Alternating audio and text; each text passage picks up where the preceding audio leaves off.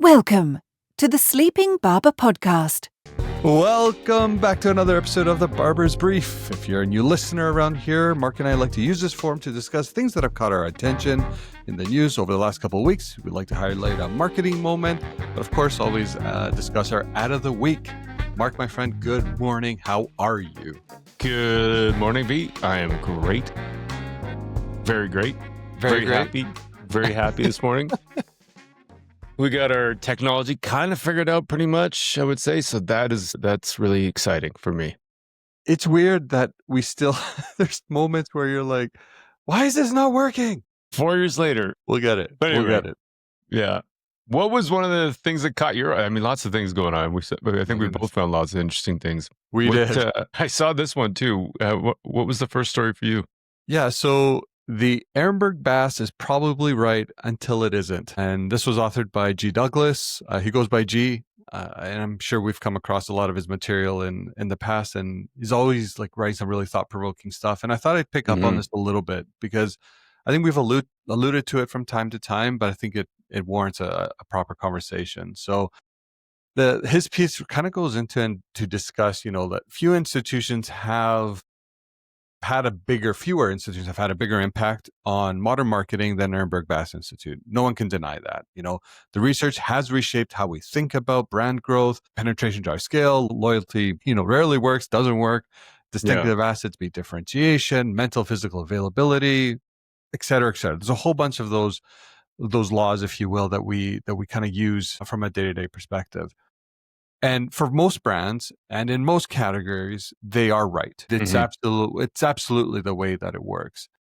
They're solid, they're evidence-based. I have principles that have stood the test of time, and I think no one can deny any of that. But G. Douglas here, he argues that something many marketers quietly probably feel in the background, but maybe sometimes feel a little bit too scared to openly admit, that most of the time doesn't mean all of the time. So the moment that it doesn't mean all of the time, that means there's probably room for other ideas to kind of come into play, right? So moments when the evidence stops explaining what's happening because the world itself is shifting. If you think about back to the iPhone itself wasn't a better phone. It was a new category, the smartphone at the time when it was launched. Tesla didn't follow auto conventions. It rewrote the desire to move in, everything into more an electric vehicle. Oatly didn't optimize milk. It made milk irrelevant is another example that he points out. And while none of these are the norm, right? These are the outliers. They are moments that actually move markets, right? So he argues that, he isn't saying that the Ehrenberg-Bass is wrong. It's far from it. It's that it's too many marketers use it as an excuse for caution. So they kill bold ideas for consistency, they chase penetration while ignoring churn, or dismiss challengers as not evidence-based, only to watch those challengers redefine the rules. So the real insight here is balance, right? Ehrenberg-Bass describes how mature categories behave. It's a map of what usually happens, not a rule book for every market. And as Byron Sharp put it himself, if your data stops fitting the model, maybe your category has changed as well. So the best marketers, the ones that are driving both consistency and change, know when to follow and when to break. They use science as a foundation, not a fence. They know that distinctive assets build memory until they trap it, that penetration drives growth until depth matters more, and that mental availability wins until the world changes faster than memory can catch up. So the danger here isn't ignoring evidence, it's mistaking it for law. Ehrenberg-Bass gives you the map, creativity redraws it. The big takeaway here, respect the science, use the data, but never let it become dogma. Sometimes the most effective things that you can do is to challenge what's been proven.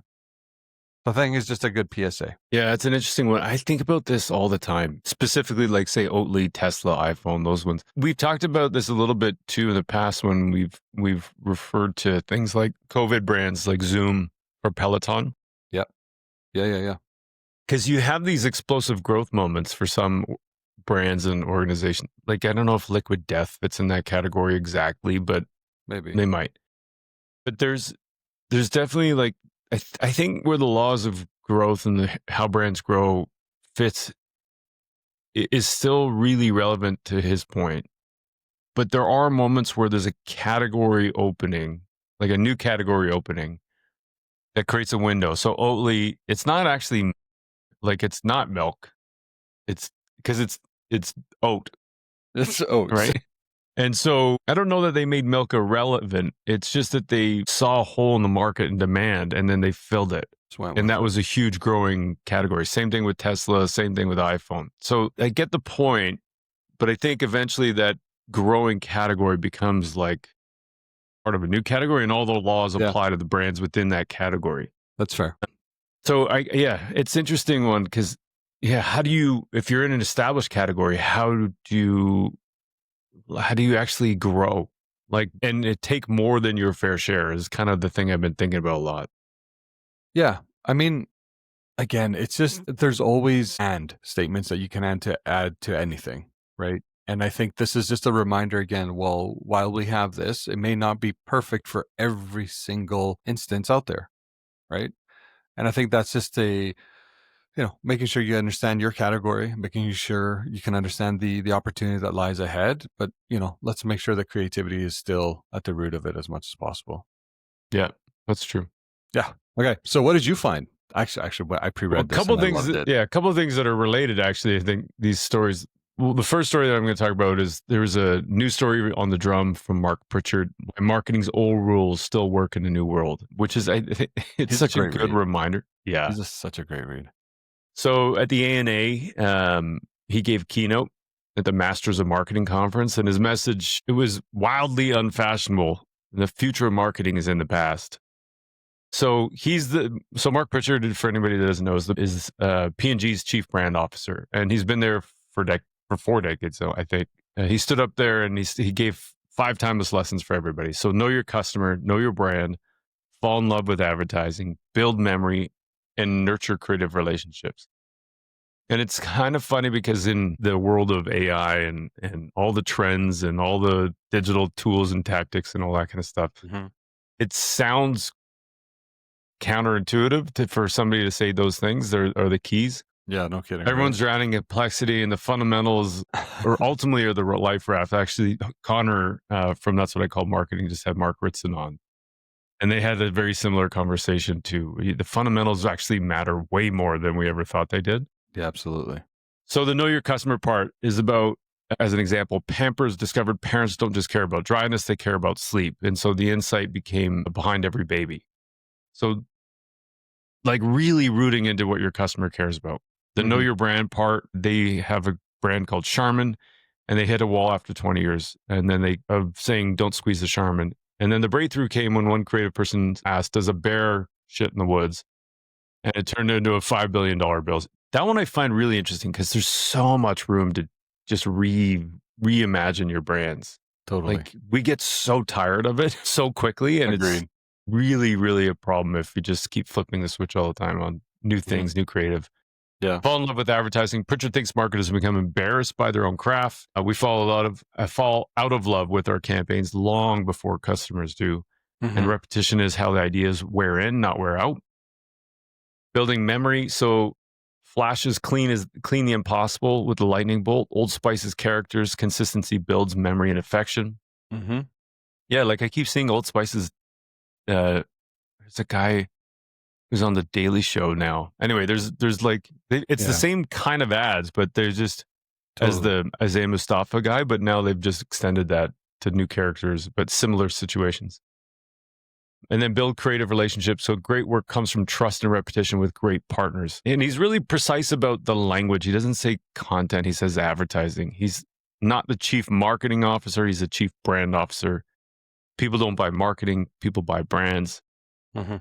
They had this really interesting shift too at P&G. Is it used to be a force for good and a force for growth. And now it's a force for growth so that we can be a force for good. So you really emphasize that part around growth first, like focus on the business outcomes, and purpose becomes an after, like what you do with when you achieve the business outcomes. So people still need diapers. They still need toilet paper. The job doesn't change. We just have to get better at doing it, was his closing line. You know which one really resonates with me here? Fall in love with advertising. Because I think there has been this shift where I won't say maybe we're embarrassed, but I think we've become really timid.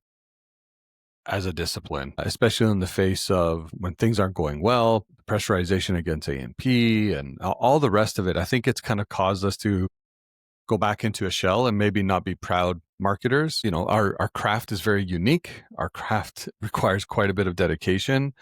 And it's very easily sometimes just, I don't know, somewhat either compartmentalized or just kind of pushed aside from other senior leaders in different parts of the org. I don't want to say being reduced to some like the coloring department, but it does feel that way sometimes, right? Yeah. And I think that's created this really weird vicious cycle, perhaps in one way that you could look at it, where we just don't have that mojo that maybe like we once did. And I think it's on us to make sure that we can continue to do that. But, you know, things are hitting us a mile a minute and we're trying to make sense of it all. And, you know, be proud that you are a marketer. There's a lot of good that comes out of it. So anyway, totally. That really resonated with me. What do you got next? So there's a small little theme here that you'll see between the marketing moment and this. I was heavily inundated with a lot of things on AI transformation, except, you know, off the heels of the CMO Forum that I was able to attend last week in Atlanta.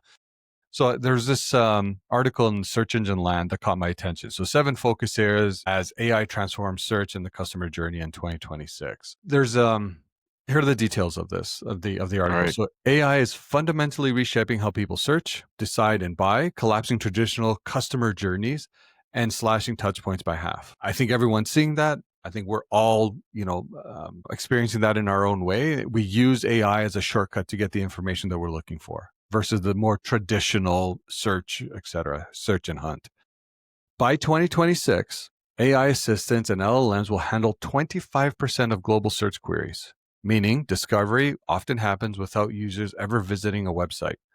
So that's naturally going to change behaviors, because if we used to measure everything from web traffic to the website, and now people are likely sourcing information without even visiting the website, how do you make sure that you're showcasing value there?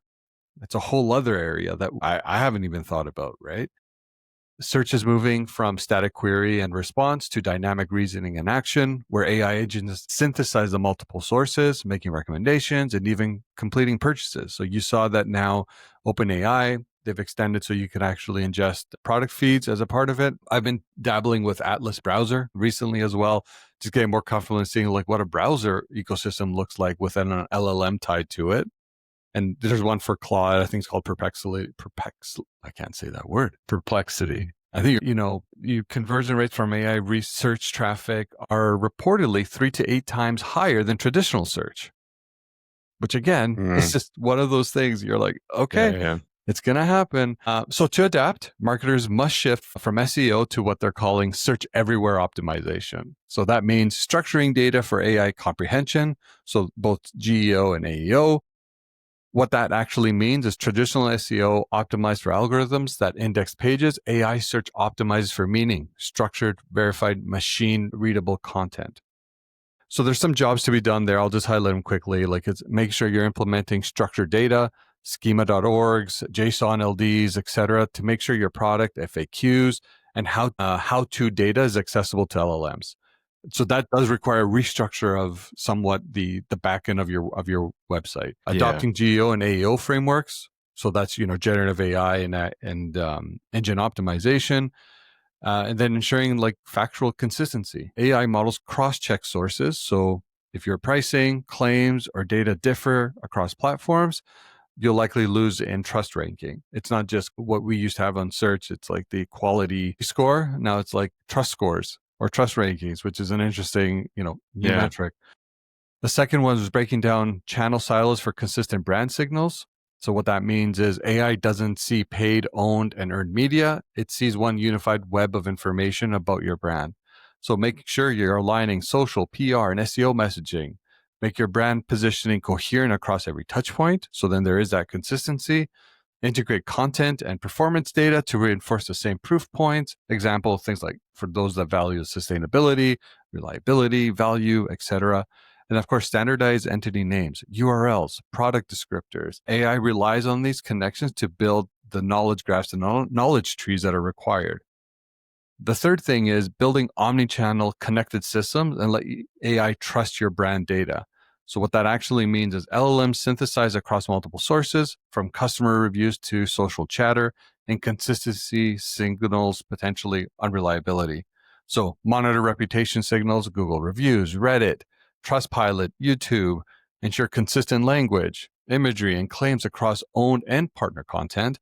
Feed brand identity metadata, distinctive assets, colors, taglines into your public digital footprint as well.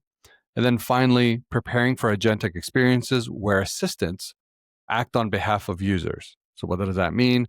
Search is shifting from query to click to decide to intent to AI agent to action. Consumers will increasingly delegate research and purchases tasks to assistants instead of them doing them manually. So the jobs to be done are, build APIs and product feeds that AI agents can query directly, optimize for trust and verification signals, and also enable transactional readiness. So assistants can not only recommend your product, but be a complete can actually complete the purchase. So the main takeaway here is visibility will no longer mean ranking on Google. It's exhausting. I know. I had a few thoughts going through my head. You know what? One was, this is really about physical availability in my mind. Yeah. The physical part being on a keyboard, like that you can access, or it's not even a keyboard anymore, voice activated, all that kind of stuff. But yeah, having the all the LLMs and the AI tools, whatever they are, being able to physically get to your content, or digitally in this case, get to your content, to be able to showcase it, and then so that you can show up in searches that they're feeding, or search results that they're feeding to people.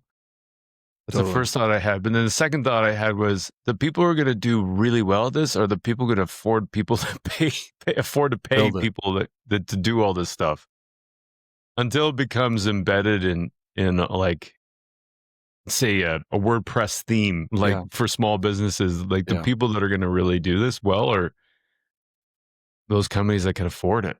This reminds me of SEO back in the mid 2000s, where we got into keyword stuffing. And you stuff all the keywords in the headline, because that's what at the time Google was crawling, and you could game the system that way. So it was never visible to the user, but behind there could have been like 150 different keywords that would allow them to rank higher for it. And of course, Google fixed that. But this is like the same thing with AI right now. The ones that are learned to kind of game the system up front and early for a lot of their results were the ones that will kind of win in the short term. Like you said, it will change, it will adopt, it will become easier for everybody. But the amount of work that needs to go in to do this the right way is actually quite extensive. Yeah. Yeah. And the big companies are going to continue to be big companies, because they're going to benefit from all the resources they have. Absolutely. To be able to do these kinds of things and hire people that can do these kinds of things. Absolutely. Okay. Not to say that it's impossible for other people to do it, but man, there's lots to do on top of everything else. My goodness. All right, final story. All right. Love over clicks. There's a guy named Paul Worthington that I've chatted with a couple times. Super smart guy. His Substack is actually great, his newsletter. And we've featured him a few times before. But you know that line about holding ideas loosely? So I'm going to hold this idea loosely. He wrote a piece about brand love, quote unquote, in his off-kilter newsletter that caught my attention. So I really don't buy into brand love, as you know. It's really fluffy. I don't really care about brand love. You don't have a Harley Davidson tattoo? Not yet. Thinking about it. It's on my list, but not quite just yet. Okay. I'm waiting for the right moment. Okay. But here's what's interesting me about this. And so there's this thing called the Rashomon effect, where we're describing different things, even though it's the same object or the same behavior, but we're just seeing something from different perspectives. So, brand love, brand loyalty, it kind of fits in that category of the thing that we're seeing. But he's got an interesting line that I think is a good summary of this effect. And so, he reframes brand love as emotional surplus, which I can get behind.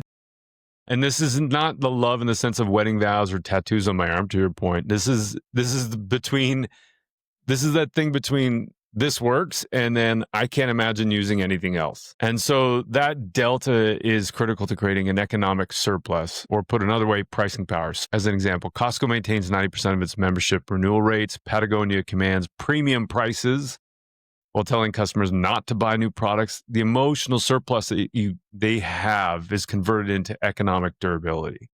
Mm-hmm. Paul was making an argument that the Ehrenberg-Bass research describes the equilibrium of mediocrity, not the limits of possibility. So kind of tying into what you were talking about before. Yeah. Its availability and distinctive assets explains what happens when brands accept parity and everyone competes on the availability rather than meaning. I'm not 100% sure I agree with that part of it, but this is the thing.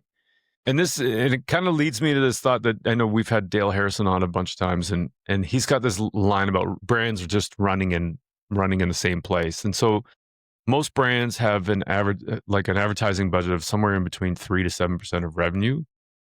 And if that's the same in the category, then how do you grow? And that's the point we were just talking about earlier. And so if your idea is to try and spend more relative to your other brands, then you have to kind of break out of that mold. And so we know we need excess share of voice and more share of voice than our current share of market. But if our budgets are marketing budgets are tied to the current size of the organization, then that's the question, like, how do you get past that sticking point? And it's hard to imagine how brands outgrow competition without either significant capital or physical availability or a more cohesive approach, kind of what you were talking about earlier too. Linking distinctive assets to category entry points to physical availability, which brings me back to emotional surplus, because pricing power might be the only way really that we can break that cycle. So if you can charge more, you can fund the excess investment needed to escape that equilibrium component. Paul brought up an example. So in 2007, both Apple and BlackBerry were really strong brands, but Apple's worldview created an emotional surplus and experiences that made people feel more capable. That surplus converted into pricing power, which funded deeper investment, and that generated more surplus. And so it's this compounding loop. And it kind of links up a little bit with the Works multiplier effect. Mm-hmm. Like there's a doom loop when you only focus on the short term. And so by building more emotional campaigns and more emotional surplus into the products and services you have, it's a way, like that flywheel effect. So whether you call it brand love or emotional surplus, the economic outcome is the same. So pricing power that breaks the running in the place trap. I mean, I can see that correlation. Absolutely. I think I'm with you when he talks about the, the Ehrenberg-Bass Institute, mental availability and distinctive brands, explain what happens when brands accept parity, when everyone competes on availability rather than meaning. I think that I struggle a little bit with that myself. And it was interesting because a lot of people like to look at the comparison between iPhone and BlackBerry, right? Kind of highlight the fact that, the BlackBerry itself, is no longer a product that people talked about or think about. It's something in the distant memory. Did you get a BlackBerry tattoo, by the way? Man, I was that close. You were close. I was close. Like, hey, half joking. Like, anyone that doesn't know, this is a BlackBerry Z10 that I still have around. So yeah. That's the thing. But anyways, V was an influencer back before there was influencers. Before influencers were cool. Greekberry. That's right. Greekberry.com. You can way back machine that if you're interested.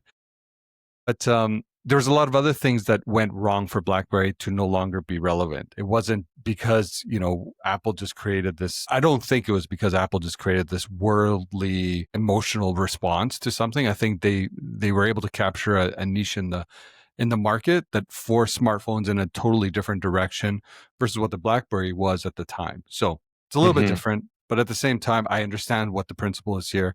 And I could see the correlation of that emotional deposits, maybe. I don't know how to better articulate it, but yeah. Love over anyway, I like it. Yeah, it was interesting. Time for the marketing moment. Oh, with me. Hey, V, go. All right. So I alluded to this a little bit earlier. Had a great opportunity to be in Atlanta for the CMO Forum put on by the Millennium Alliance. And it happens at every conference. This was a very unusual conference. I've never been in one of these before, where it's basically you're there with a lot of peers CMO, executive leaders of organizations, and you're really talking about the things that are pressing the organization. And of course, they line up like vendors and things to that effect as to kind of like bring it all together. So here's the solutions to the problems that you're dealing with from a day-to-day perspective. But because it was a more intimate forum, I want to say maybe there was 200 of us, 250. I don't remember the exact number. So it was quite closed. There was one thing that kind of stood out for me, and I think it happens at every kind of conference. But it was a question: disruptor or disrupted? It's simple, it's provocative, and honestly, it can be a little bit uncomfortable because every CMO today, every marketing leader, every business sitting in that room knew exactly what that meant. It's a modern version, maybe the blockbuster story, or could be insert, example here. There's so many of those. And are you, as a marketing leader, as an organization, going to reinvent yourself, or are you going to get left behind? So there is this sense of urgency around AI and the adoption of AI and how you're thinking about it. And this year's forum is really more about the transformation, the real, the human, the messy, the operational change that's being required. And the thread that was tying this all together is essentially AI. Now, we even had examples. So we heard Shopify talk about how they've gone all in. Right? They've gone all in, yeah. Their new rule is like no new hires unless AI can't do the job.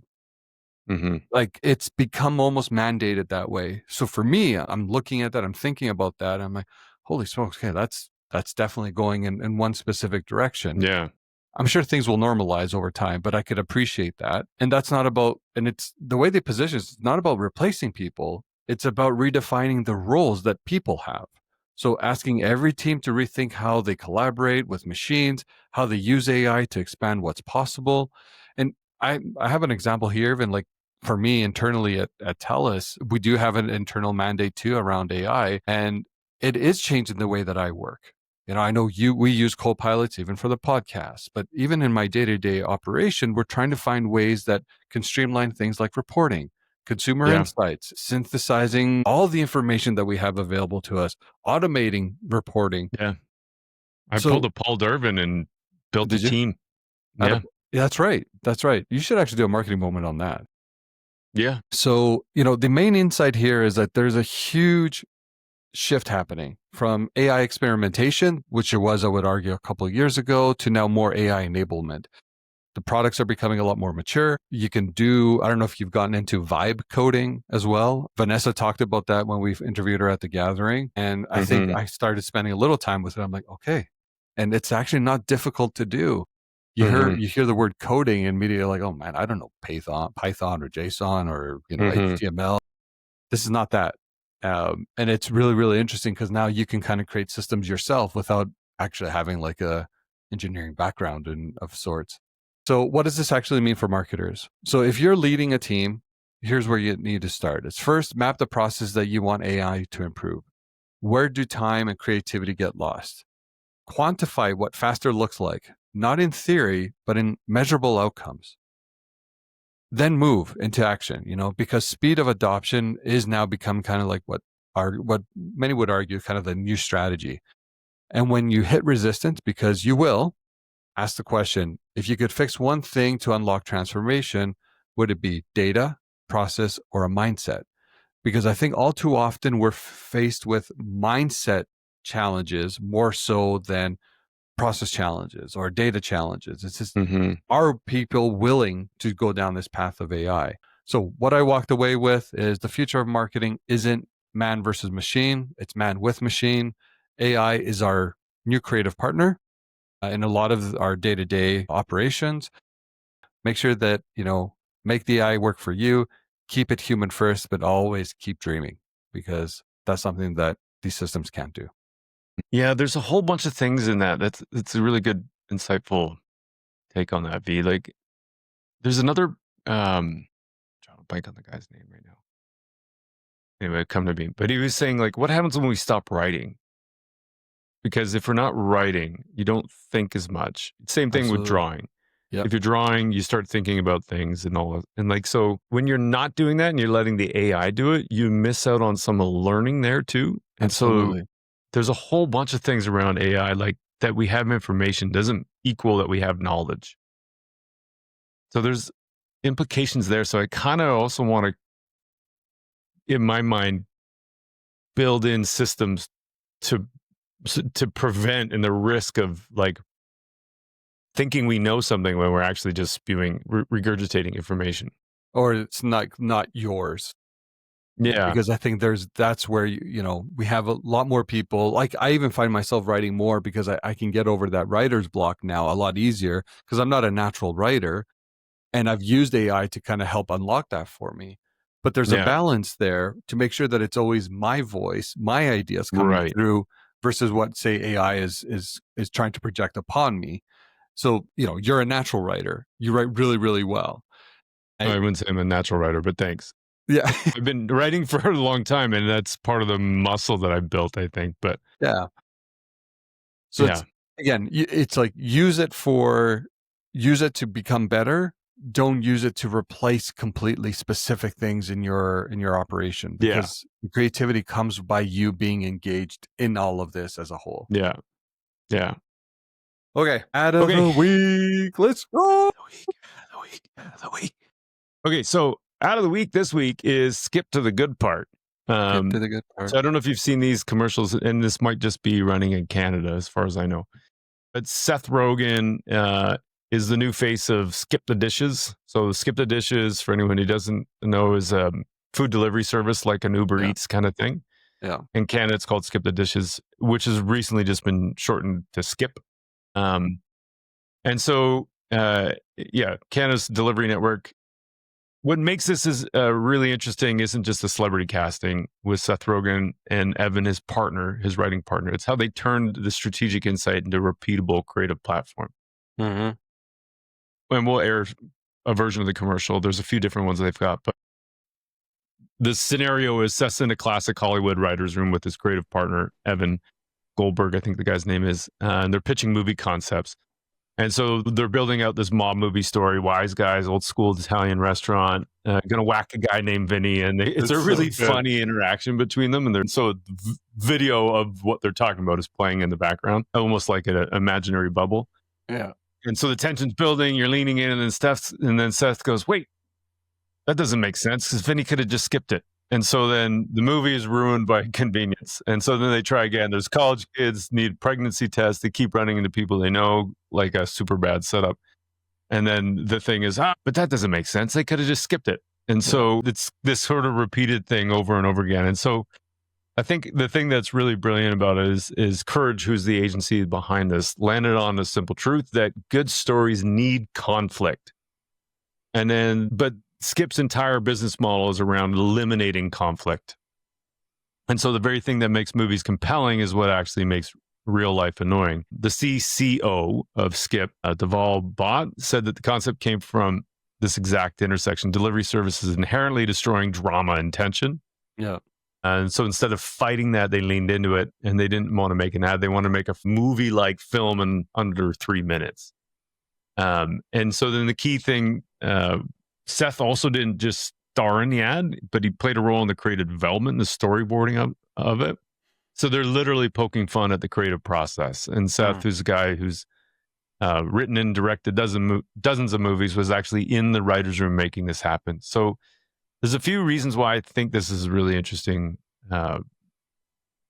film and a creative approach. So every scenario starts like a real movie pitch, and they do a great job of building the tension up front. And so you're genuinely curious where this is going to go.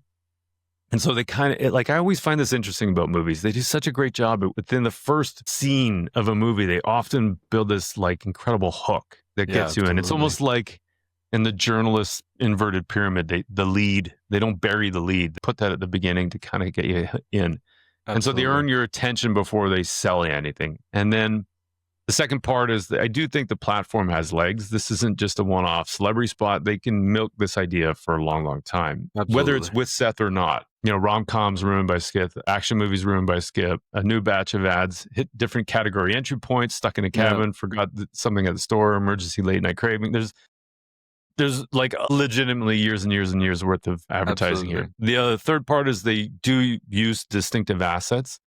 So the punchline is always, it could have skipped it, I should have skipped it. So they own that verb and they're trying to build that into vernacular.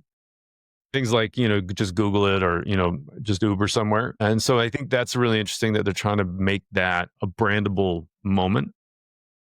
And then the celebrity fit is authentic. The vice president of marketing, Rachel McAdams, said that no one captures the Canadian spirit and humor quite like Seth Rogen. His love for food, Canadian culture, and his ability to find comedy in everyday moments makes him a perfect collaborator. So he's been on other videos and stuff before talking about, I think he did one with Ice Cube, where they were talking about different kinds of food and how in Canada we have ketchup chips. And Ice Cube's like, what the fuck are you talking about? He's like, ketchup chips, they're amazing. Yeah. We need they don't have him in the States. We need a Mike Myers, Seth Rogen version of this. Yeah, totally.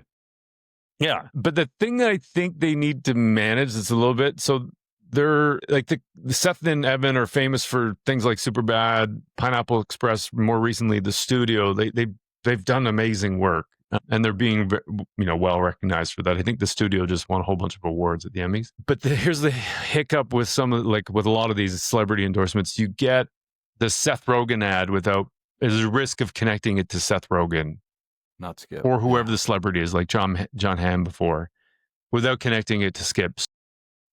Having a palette of distinctive brand assets that could be woven throughout the creative could be really helpful, like a branded character who appears in different movie scenes or a mnemonic jingle. The logo itself comes at the end, which is good, but you could, if there's ways to embed it in the movie scenes, like product placements like they do in movies. Like Uber Eats did a great job with that. Yeah. So those characters in the distinctive assets carry the brand even when you're just kind of half watching. So I think there's a scaffolding that they kind of need to build around, Seth. I agree. So they can really benefit from long-term mental availability. See, even though we talked about Ehrenberg-Bass earlier, like a bad thing, it's still so practical and so useful. Absolutely it is.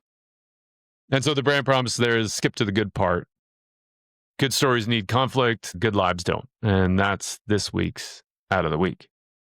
What a really thorough and comprehensive analysis of an ad, Mark. I don't think we've ever done it so comprehensive. So well done. I think you nailed everything that kind of came out of that ad. But I couldn't agree more. I'm happy you decided to profile this one because, maybe it is only visible in Canada right now, but we are seeing it everywhere. And it's really well done. It's really well done. Yeah, that's good. What do we got coming up next week? Looks like we will be featuring Karen Nelsonfield and Adam Morgan on the cost of doll media. Yeah. I'm really excited about this episode. Yeah, me too. Assuming that nothing gets rescheduled, which we're fingers crossed, and we're running across 3 different time zones to try and make this work. Well, not 3. I mean, there's probably 14 time zones, but there's probably 14. We're all in 3 different time zones. Exactly. But we're obviously really excited about this one. I think this it's perfectly paired with like the cost of doll creative that obviously Adam Morgan and System 1 did together. And off the heels of that, this whole media view, I know you and I were both kind of taken back during our time in Cannes when they did talk about this specifically. And we wanted to make sure that we brought it to you, our listeners. Yeah. And with that. Awesome. Yeah. Keep us in your ears. Yeah. Thanks, everybody. Stay sharp out there. I like the 1-2 punch there. I think it's working. Sorry for a little bit longer episode today, but there's a lot to get through. We were very verbal. We had a lot to get off our chest, that's for sure. All right. Thanks, everybody. We'll talk soon. Thank you. Bye. Bye.